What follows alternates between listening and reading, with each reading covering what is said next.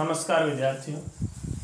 आज मैं आपके साथ में हूँ संख्या को लेकर के। संख्या जैसे देखिएगा हिंदी भाषा में तो सभी लिखना जानते ही है। आज मैं आपके साथ में लेकर गया हूँ संख्या को संस्कृत में 8वीं 9वीं 10वीं सभी कक्षाओं के लिए उपयोगी है। देखिएगा संख्या। अब देखिएगा संख्या किस प्रकार से लिखते हैं हम। पुल्लिंग में, स्त्रीलिंग में, नपुंसकलिंग में, तीनों लिंगों में चलती है या फिर एक ही लिंग में चलती है। तो देखिएगा संख्या 1 से लगा करके 4 तक, 1 2 3 4 तक संख्या चलती है तीनों लिंगों में। अर्थात पुल्लिंग में अलग लिखी जाती है, स्त्रीलिंग में अलग लिखी जाती है और नपुंसकलिंग में अलग लिखी जाती है। और उसके बाद में यदि 5 से आगे जाए हम, 5 6 7 8 9 10 11 12 20 100 1000 जितने लिखे ना उतनी सारी संख्या है। वहां पर संख्याएं तीनों लिंगों में एक समान ही चलती है।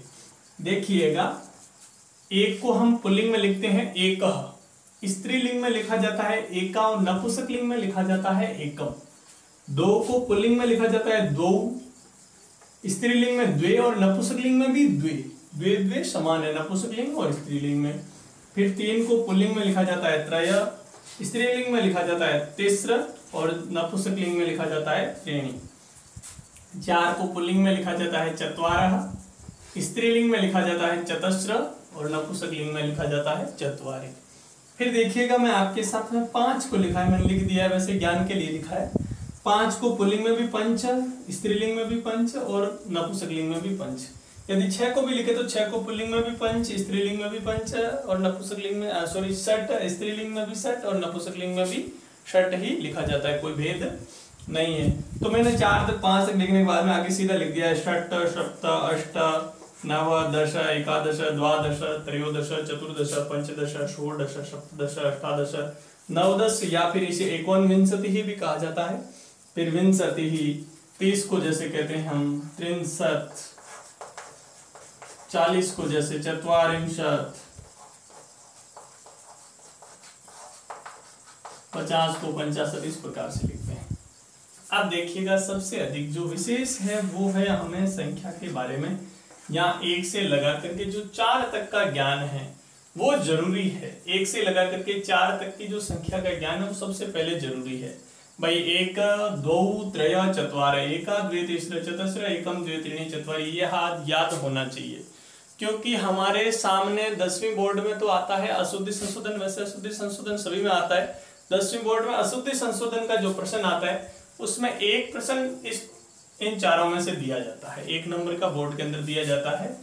तो उसमें क्या होता है देखिएगा, जैसे आपके सामने वाक्य लिखे हुए रहते हैं। अब इसमें क्या है, जैसे एकः बालकः, एकः बालकः। अब जैसे देखिएगा, बालक शब्द पुल्लिंग का है तो पुल्लिंग के साथ में पुल्लिंग की संख्या लिखी जाएगी। स्त्रीलिंग का शब्द है तो उसके साथ में स्त्रीलिंग की संख्या लिखनी होगी। नपुंसकलिंग का शब्द है तो उसके साथ में नपुंसकलिंग की संख्या लिखनी होती है।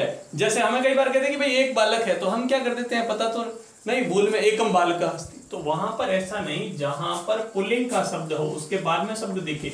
ये एक है ना, इसके लिए विशेषण है, बालक शब्द के लिए ये एक विशेषण है।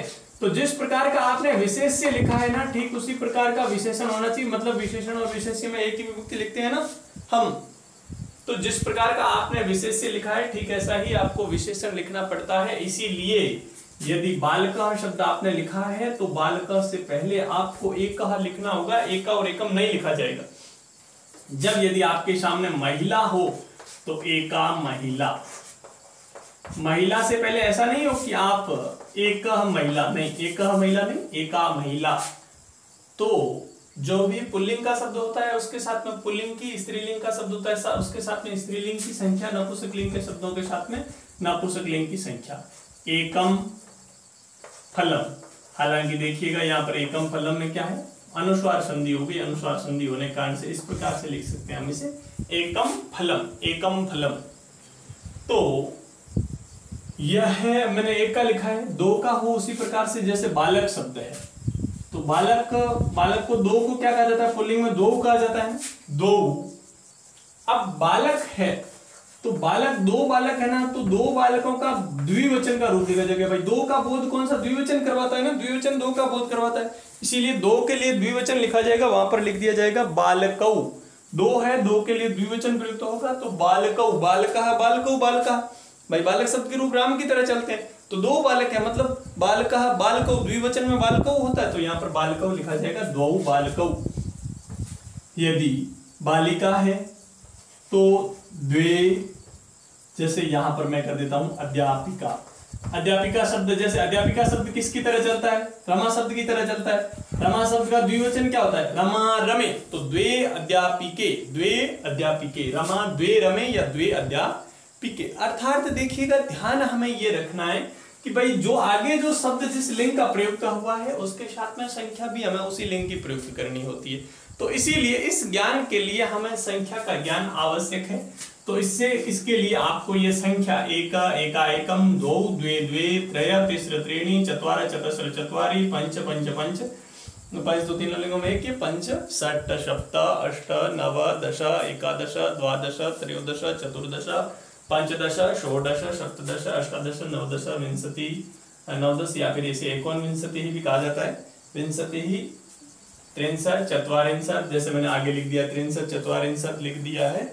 तो देखिएगा यहाँ पर विंशति के आगे हम एक विंशति ही जोड़ सकते हैं ना, एक विंशति ही। फिर देखिएगा 22 को द्वाविंशति ही कहते हैं, द्वाविंशति, तो समान ही चलती है, इसीलिए मैंने सीधा 63 लिख दिया भाई। 29, 29 को क्या लिख देंगे हम? 29 को लिख देंगे 29 या फिर नवविंशति, या तो 29 लिख दो या फिर नवविंशति लिख दो। फिर उसके बाद में 30 के बाद में 1 त्रिंशत, 2 त्रिंशत, 3 त्रिंशत, 4 त्रिंशत, 5 त्रिंशत, 6 त्रिंशत, 7 त्रिंशत, 8 त्रिंशत, 9 त्रिंशत, 4 इस प्रकार से होता है। तो देखिएगा ये है संख्या, मैंने आपको संख्या के बारे में बताया है और सभी को संख्या के बारे में ज्ञान होना आवश्यक है।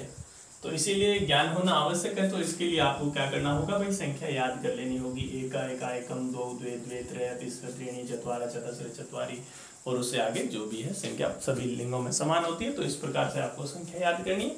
धन्यवाद।